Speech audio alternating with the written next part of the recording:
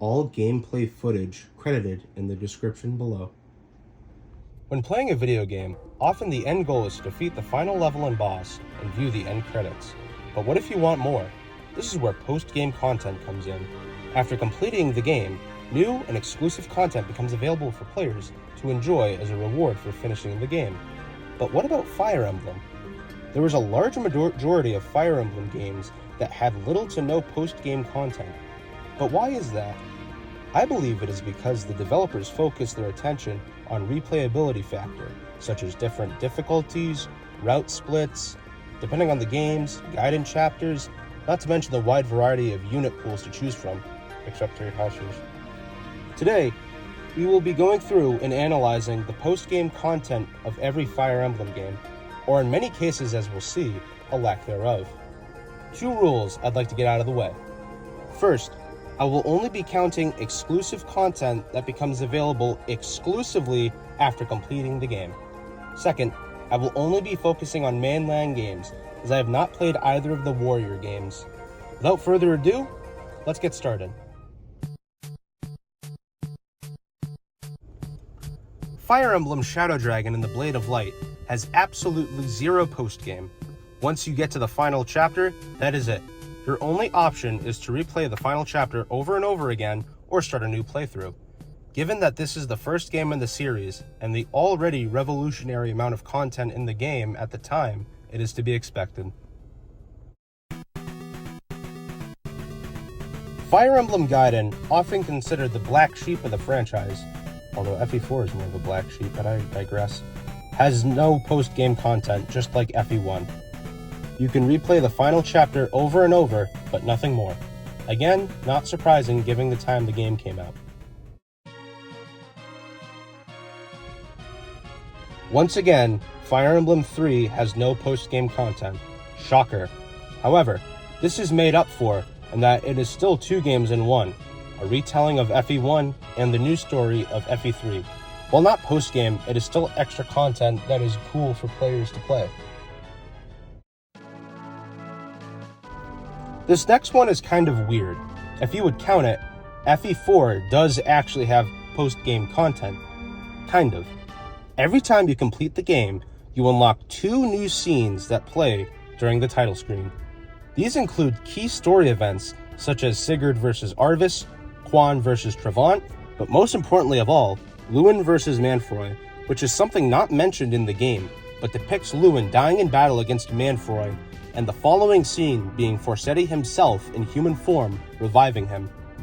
There are a total of 30 extra scenes to unlock, meaning if you want to see them all, you need to beat the game a whopping 15 times. Again, if you would count this as post-game, then FE4 did it first.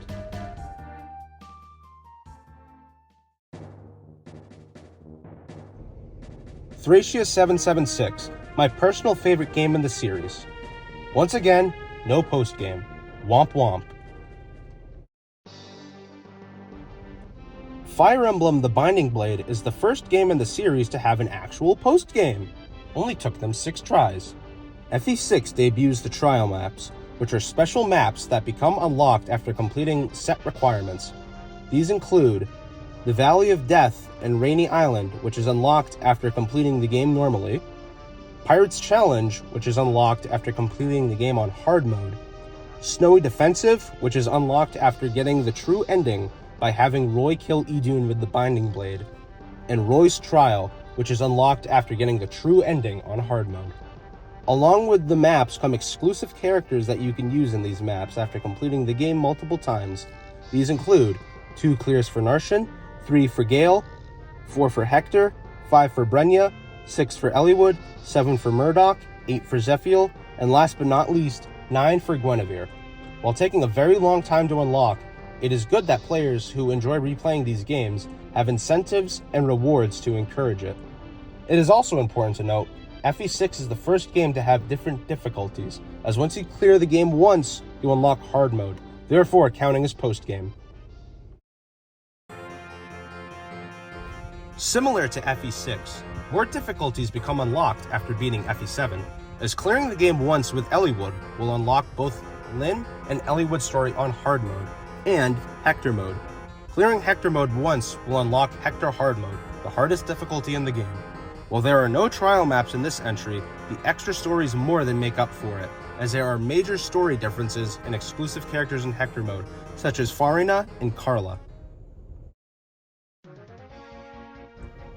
Oh man, Sacred Stones is the first game in the series to have traditional post-game content, and the biggest one yet, being the Creature campaign. While still being able to access the overworld map and partake in skirmishes, the Creature campaign grants the players access to both the Tower of Volney and Lagdo Ruins. These are gauntlet runs of these towers, filled with enemies and no saving in between. While these locations are available during the main game, the rewards don't come into play until the Creature campaign starts. The main appeal of the Creature campaign is unlocking exclusive story characters such as Kalik, Orson, Reeve, Ismary, Selena, Glenn, Hayden, Walter, Fado, and Leon. These characters unlock with clearing the tower multiple times. On top of these towers, you can also access shops and buy infinite amounts of stat boosting items. So far, I believe Sacred Stones to have the best post-game. With Creature campaign and infinite items, can any game top it? With Path of Radiance, and unfortunately has no Creature campaign or any post-game campaign. Instead, it reverts back to the trial maps like in Binding Blade. This time, there are 6 trial maps, including Hillside Battle, which unlocks after clearing the game once, Lonely Isle, which unlocks after beating the game on normal mode, Strange Turn, which unlocks after clearing on hard mode, Desperation, which unlocks when you link both FE7 and 8 via Game Boy link cable, Escape, which unlocks when linking FE7, and finally, Trapped, which unlocks after linking FE8. In theory, if a player is to beat the game first time around on hard mode and have both GBA games to link, you only need one playthrough to unlock them all. However, just like FE6, you can unlock story characters. These require multiple playthroughs. Oliver with 3 clears, Shaharam for 5 clears, Patrine for 7 clears, Bryce for 10 clears, and Ashnard for 15 clears. There are less characters and more playthroughs required to unlock compared to FE6. Once again, still a good inclusion. Unfortunately, there is a return to normalcy and that there is no post-game content in Radiant Dawn. There are certain support combos and artworks that are unlocked when linking a GameCube memory card with the game, but does not require the game to be cleared to unlock these. If you want to get technical, there are 2 instances of post-game content. On a second playthrough, you are able to spare Peleus at the start of 3.13 and later recruit him in 4.2.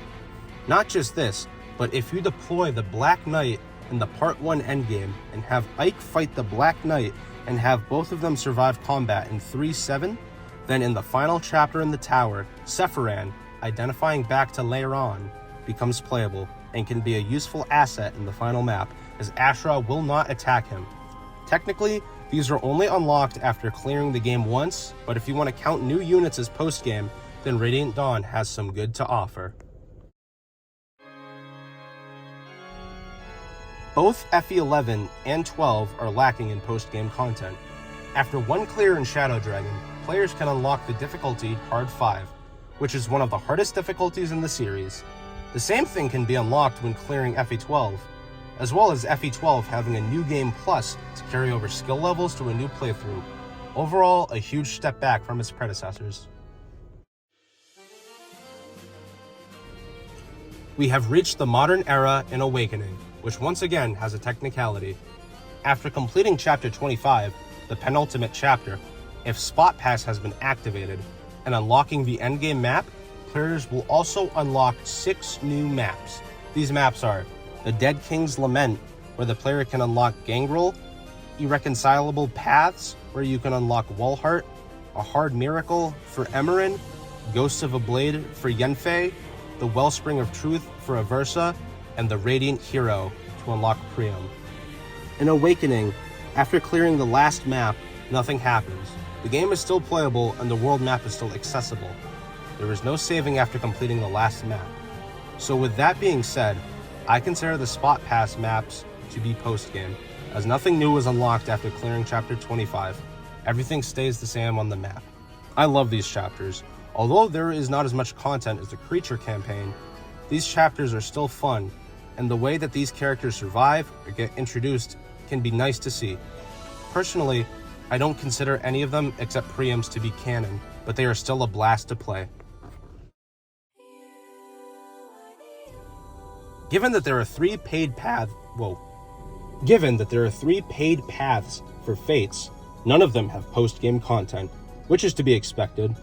And Birthright and Revelation, once the final map is unlocked, you can do those DLC maps and some skirmishes, whereas in Conquest, you can only do the final map and DLC. So once more, no post-game. Shadows of Valentia has the most interesting and unique post-game. After clearing the final map, you can traverse anywhere on the map, with Alm and Celica's armies becoming one. Along with this, northeast of the map, the player can sail to Akanea. Yes, the same Akanea from FE1. Here, after helping a man with sailing across the sea, the player can access one last dungeon, being Thab's Labyrinth. This final dungeon is very long and difficult, as making it all the way down to the bottom of the labyrinth will trigger a fight with a fellow dragon known as the Creation. Players of Awakening will recognize this design to be Grima, therefore tying in to Shadows of Valentia and Awakening. Defeating the Creation will unlock one last memory of Duma and Milla, discussing their differing ideologies. Overall, the inclusion of the Labyrinth and Akanea is a welcome addition, as it provides cool story context and a challenging dungeon for the players to tackle. Unfortunately, Shadows of Valentia marks the last time there has been post-game in a Fire Emblem game, as neither Three Houses nor Engage have any to be found. However, as stated in the beginning, post-game is not important in a Fire Emblem game, as the games are structured by design to incentivize replayability. Here is my personal ranking of all of the post-games. Let me know what your favorite post-game is down in the comments below. Thank you all so much for watching, and have a blessed day.